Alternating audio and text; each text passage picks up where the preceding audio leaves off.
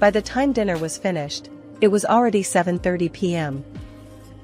My daughter and son-in-law, who had said they would come back by 6 p.m., left their son Liam behind and haven't been in touch since.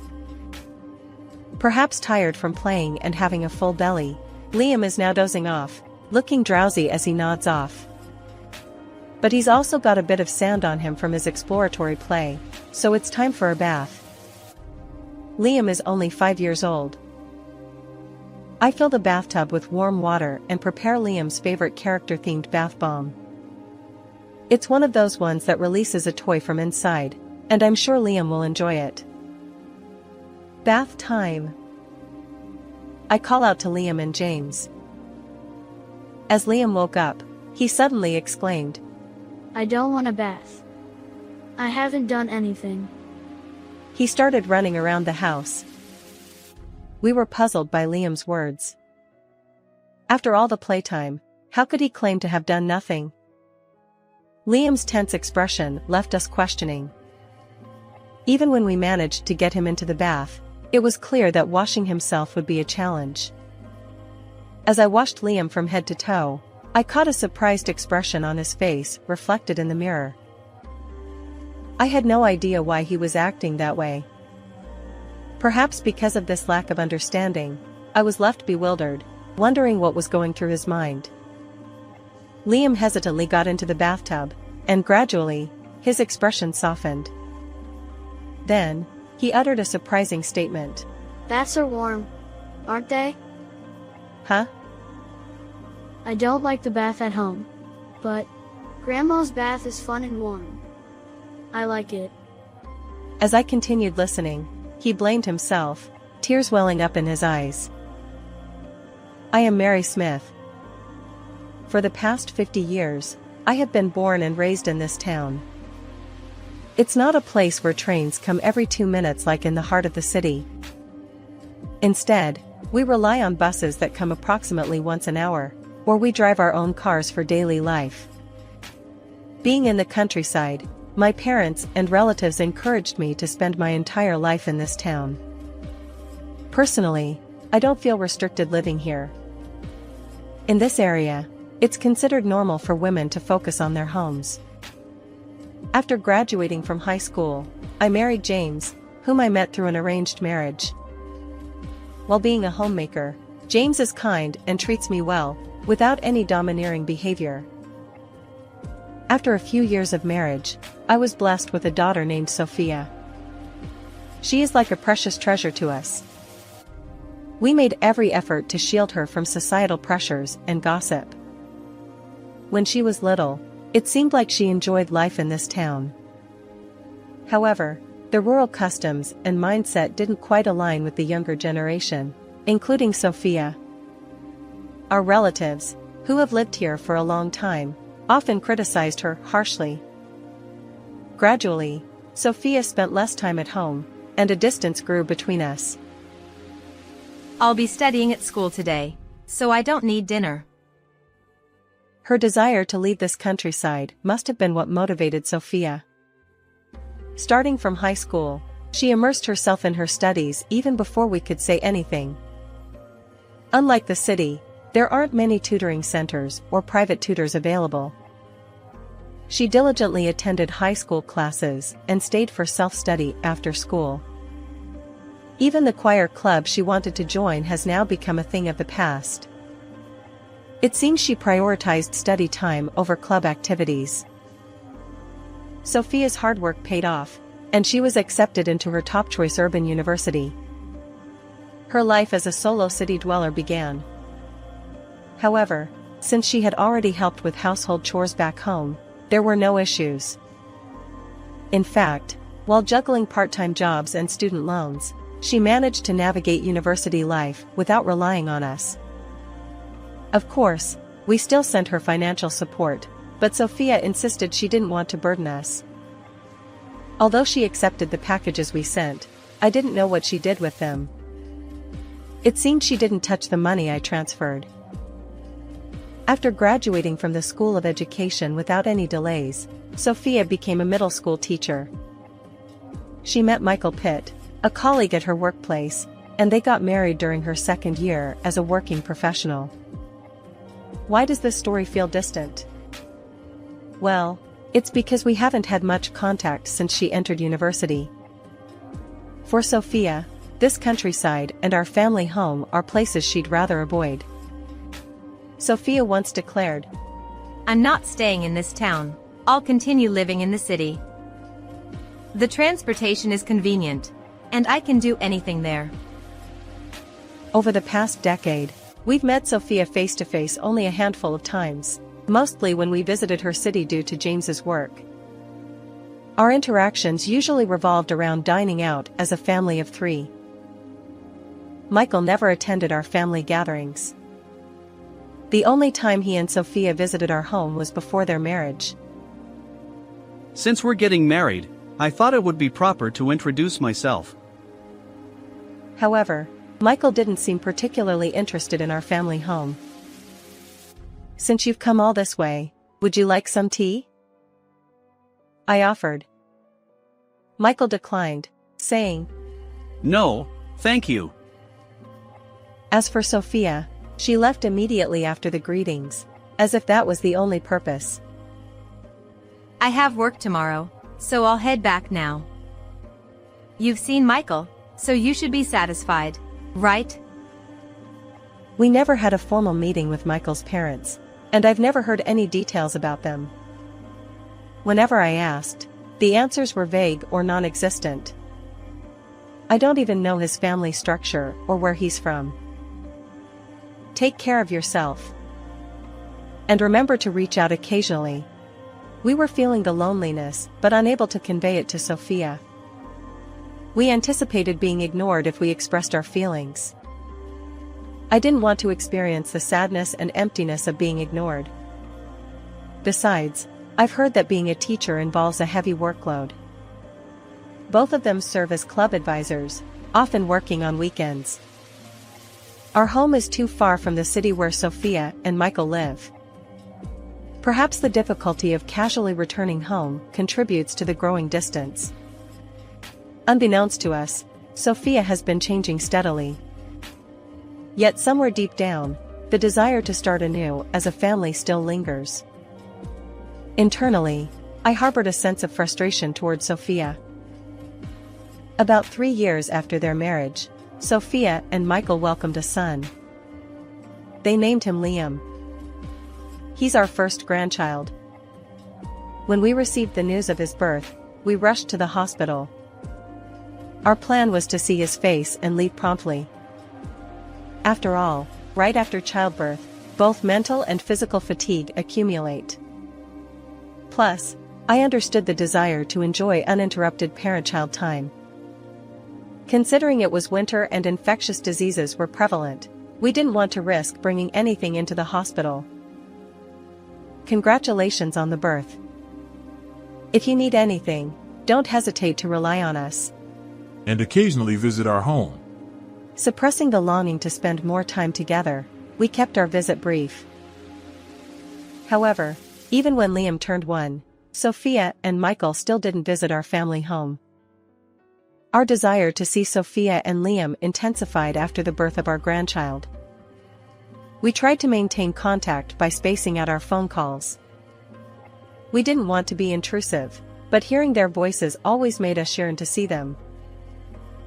If coming here is difficult, we'll come to your place. Or perhaps we could all go somewhere else for a visit? Not necessarily home. I'm busy with club advising and test grading. In that case, how about we take care of Liam? We'd love to give you a break, but... Your feelings are enough. I'm too busy to let Liam visit. If you can take him to the zoo or a park for outdoor play, that would be great. Thank you. After that, we started taking care of Liam approximately every 6 months.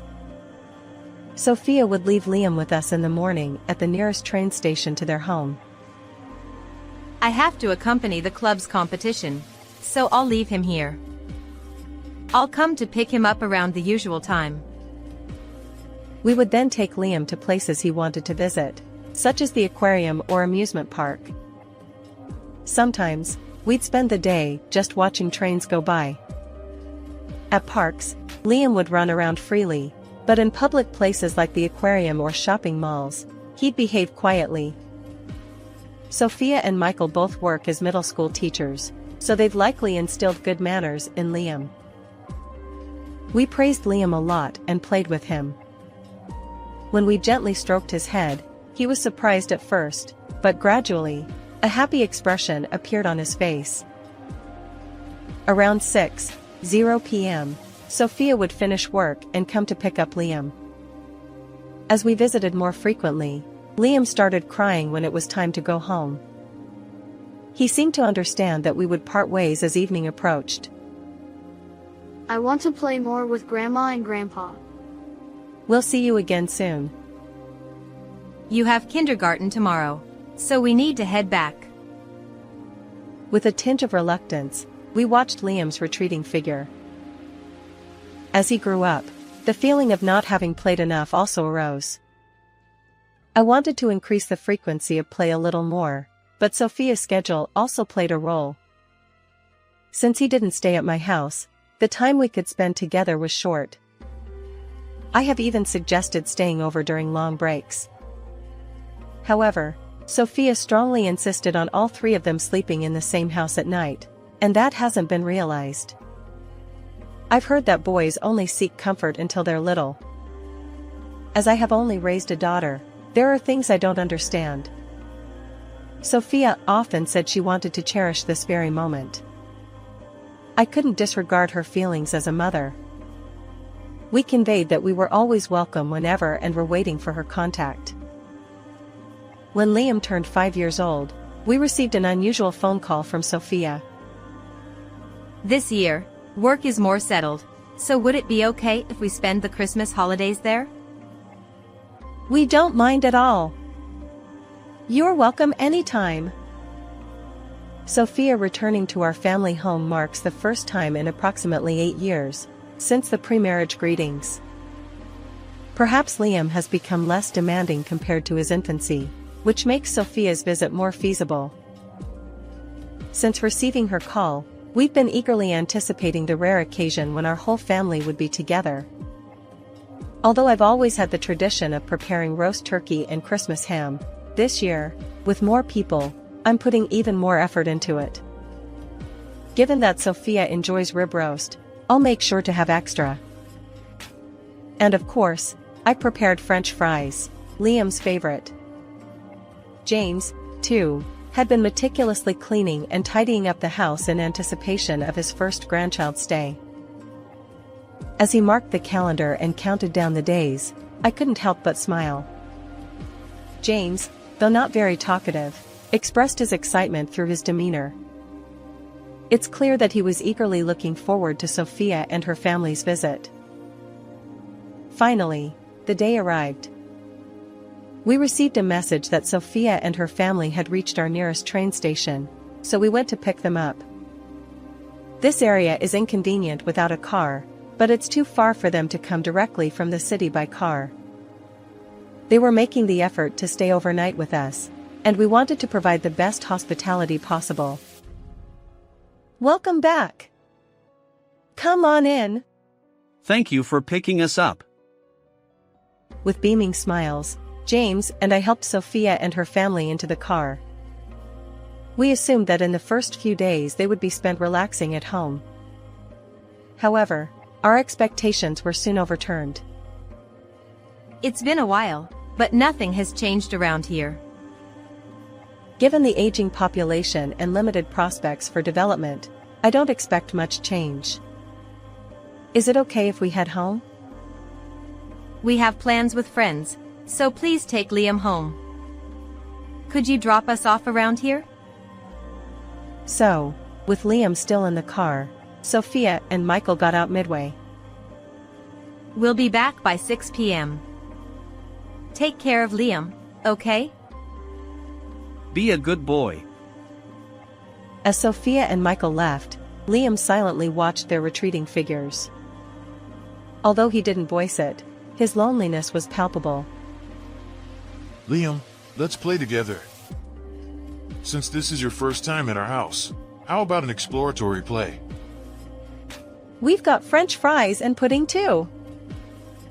Seeing Liam's forlorn expression, we felt sorry for him. We wanted to make him happy, so James and I teamed up, doing everything we could. As we played with Liam and he enjoyed the treats I made, his smile brightened our hearts. Witnessing our grandchild's laughter was a precious moment of happiness for us. The promised 6 p.m. came and went, but Sophia and Michael didn't return. Not only that, despite our repeated calls, there was no response. Anxiety crept in. Had they been in an accident? The last bus had already passed, and this wasn't a place where taxis were readily available. Our location, surrounded by fields, lacked nearby convenience stores, and the sparse streetlights didn't offer much reassurance. It cannot be said that there was absolutely no possibility of an incident occurring. While preparing to be ready for any communication or pickup request, we waited for news from them. Instead of the planned family dinner for 5, it was just James, Liam, and me around the table. Of course, we had saved portions for Sophia and Michael. To lift my slightly disappointed mood, Liam's beaming smile as he faced his favorite French fries did the trick. He devoured them all, and it was the first time I'd seen him eat so much. Grandma's homemade food is incredibly delicious.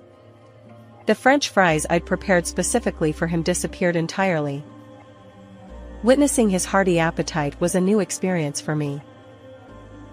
By the time dinner was over, it was already 7:30 p.m. Liam, tired from playing and having eaten his fill, was dozing off, looking drowsy as he nodded off. Despite his drowsiness, he had a bit of sand in his hair from their exploratory play, and it was time for a bath. I filled the bathtub with warm water and prepared Liam's favorite character-themed bath bomb. It's one of those that reveals a toy inside, and I knew Liam would enjoy it. Bath time! I called out to both Liam and James. Suddenly, Liam's eyes snapped open, and he declared, I don't want a bath. I haven't done anything. Confused, we wondered why he'd say that after a day of playing so much. Liam, I've prepared the bath for you. Get in. I tried to reason with him, but he was too busy darting around the house to listen. He slipped under the table, then raced up the stairs. It was a comical chase. Liam, our 5-year-old grandson, and James and me, a couple in our 50s. Despite helping out with farm work, I suddenly felt my age in every joint and muscle. Finally, with James's help, we managed to corner Liam. His tense expression left us puzzled. It wasn't just about being caught, there was something more to it. We couldn't quite grasp why he'd react this way after losing a simple game of tag.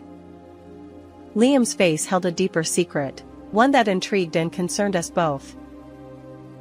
Having made him to the changing area, Liam hesitated to undress, so ultimately, we helped him change. It seemed challenging for him to wash himself, so I carefully washed his hair, down to his toes. Through the mirror, I could see his surprised expression. Why was he acting this way? I had no clue, and that uncertainty left me puzzled. Liam gingerly stepped into the bathtub, and gradually, his expression softened. Then, he uttered a surprising statement. Baths are warm, aren't they? Considering his previous behavior, I sensed that something was bothering Liam. Perhaps it was related to his aversion to baths. Unsure of how to approach the topic, Liam began to explain. Well, baths are where I can be splashed with water, right? So why do I need to take off my clothes? No, baths are for cleaning your body and getting warm. Why would anyone splash water on you? Liam hesitated but finally shared. Mom and Dad say I'm a bad kid. They threaten to punish me and always take me to the bath. Despite his parents' words, Liam refrained from blaming them directly. Instead, he blamed himself, nearly on the verge of tears. It was a heartbreaking moment. I don't like the bath at home, but Grandma's bath is fun and warm. Just a while ago, Liam had looked like he was about to cry, but now, as he soaked in the tub, he wore a smile. I hugged him tightly. Surely, he'd faced many hurts we didn't know about, and I wanted to protect this smile forever. Despite his reluctance, we managed to convince Liam to get out of the bath before he got too overheated. As I dried his hair, I realized he probably hadn't been to a barber either. It tugged at my heart. But I also understood that Sophia's work was indeed demanding. With Liam snuggled into the freshly made, soft bed, he fell asleep quickly. I thought I would play and make him enjoyable tomorrow. I resolved to cherish this moment, gazing at Liam's peaceful sleeping face. After confirming that Liam had fallen sound asleep, I confided in James about the bath incident. I see, that's quite concerning. His expression grew serious as he listened to my account. It seems Liam's aversion to baths and the sudden crying before parting were related. I continued. I'd also noticed something in the bathroom. Take a look at this. Liam's body, now peacefully asleep, bore numerous bruises. Some minor bruises were expected for a 5-year-old boy, but the sheer quantity on Liam was abnormal. Each one was hidden beneath his clothes. Bruises on his stomach and back were particularly concerning. Those were places where someone would intentionally inflict harm. While Liam freely played in some areas, he displayed an unchildlike maturity in public. He wasn't the type to pick fights or act out. James clenched his fists, clearly unable to tolerate this situation. Even when dealing with one's own child, there are things that are permissible and things that are not. This is absolutely unacceptable. He immediately called Sophia and Michael, but neither of them answered. I want to protect Liam right away. I wonder where I should turn for help in situations like this. Going to the Child Protect Service might take time. Considering its violence, even if it's against the child, let's contact the police. James bravely made the call to the police. Even if Sophia were my biological daughter, I have no recollection of raising a person who would raise her hand against another, let alone her own child. Please let it be a lie. Such thoughts, which could also be seen as escapism, were floating in my mind. However, looking at Liam's expression in the bath with that bruise, I couldn't help but recognize the harsh reality. Why didn't I notice sooner? I'm furious at my own dullness. Despite it being 10 p.m., the police arrived at our house promptly. Although I had explained the situation to some extent over the phone, I needed to provide specific details on the spot. As I showed the police the photos of Liam's bruises that I had taken, Sophia and Michael returned home. Is this your son? Yes, but what's the matter? Michael's tone grew stronger as he confronted the police officer. We've received a report about multiple bruises on his body. He's a boy, so he plays around and sometimes gets bruises. It's unlikely that bruises would appear in these locations just from normal play. Also, your son mentioned that he was doused with water from the head. Well, the two of them couldn't answer the police officer's questions, and gradually their voices faded. Michael, who had been assertive with the police, was no longer the same. After a brief silence, Sophia began speaking frantically. It's all Liam's fault. Despite being a teacher's child, he's performing poorly. It was just a minor punishment. Blaming everything on Liam. Sophia and Michael started insisting that they had no choice but to do what they did. Their words infuriated me. However, if I lost my temper and confronted Sophia and Michael now, I'd be on the same level as them. Suppressing the urge to raise my voice, I waited for the police officer's next move. Suddenly, James, who was standing next to me, headed somewhere. He returned promptly, carrying a bucket in both hands. In the next moment, he poured the entire bucket of water over Sophia and Michael's heads. Even the police officer and I were taken aback. James stared at the two of them with an expressionless face and said, "I've only returned a small portion of what you did to Liam. Never set foot in our house again."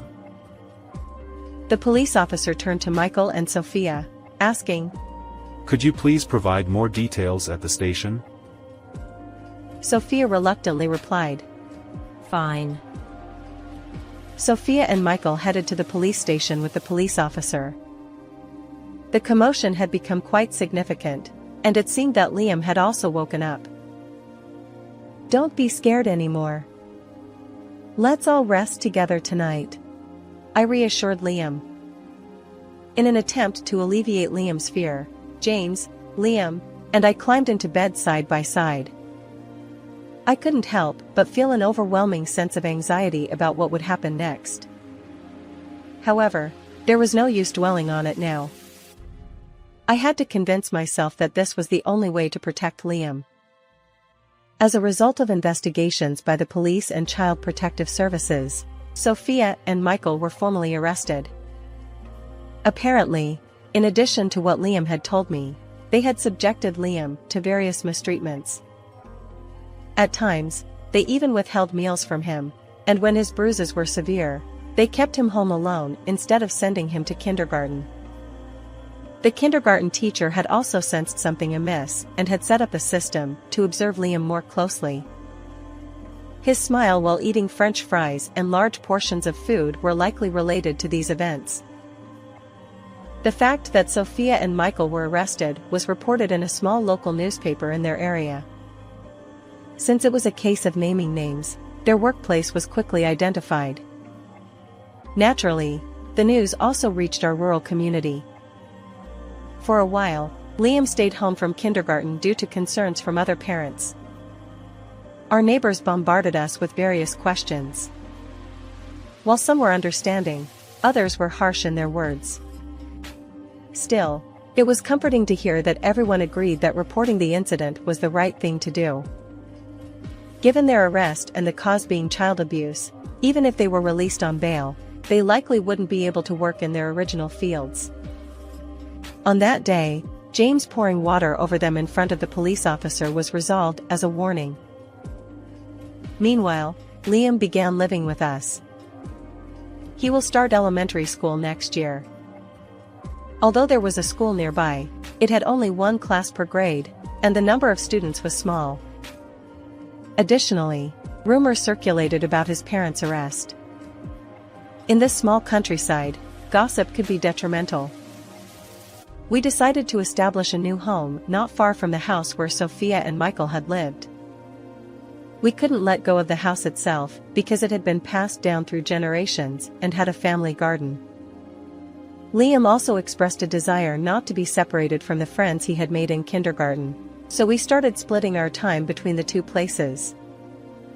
Initially, Liam was fearful of his parents' shadows. Did I do something wrong by causing all this? "You're okay, Liam. You're a good kid."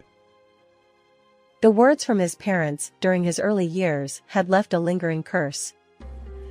We worked hard to create an environment where Liam could feel safe and gradually remove that curse.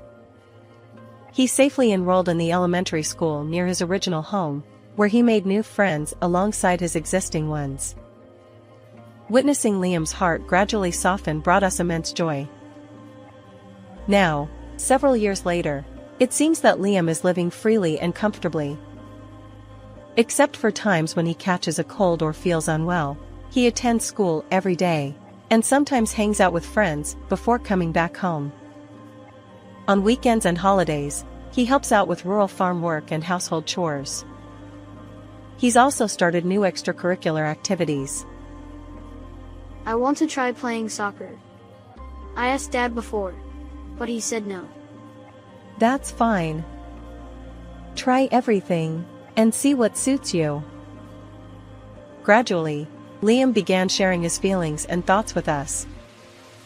As grandparents, we stepped into the role of actual parents. Despite the challenges posed by our age and occasional back pain, we even participated in the parent-child relay race during the school sports festival. During a recent open school event, Liam wrote about us in an essay titled "The Person I Admire." The people I admire are Grandma and Grandpa. They always think about me and tell me when something is wrong. We want to continue protecting that smile on his face. Hearing his essay, James and I were moved to tears and reaffirmed our commitment to Liam's well-being. How did you find this story? If you enjoyed it, consider subscribing to our channel. Until next